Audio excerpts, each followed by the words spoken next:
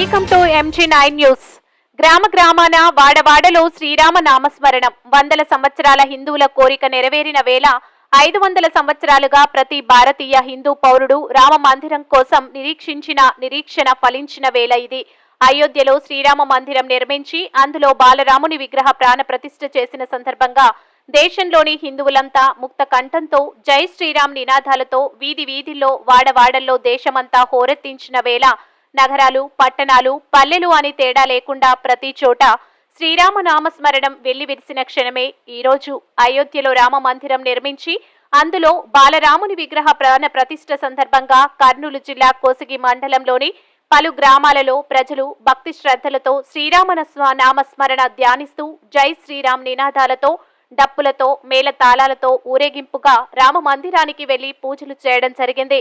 అనంతరం మందిరానికి విచ్చేసిన భక్తులకు మండలంలోని అన్ని గ్రామాల్లోనూ అన్నదాన కార్యక్రమాలు చేస్తూ ప్రతి సంవత్సరం ఈరోజు పండగ దినంగా జరుపుకోవాలని మండల హిందూ సహోదరులు నిర్ణయించుకున్నారు. MG9 న్యూస్ తో కోసిగి రిపోర్టర్ సతీష్.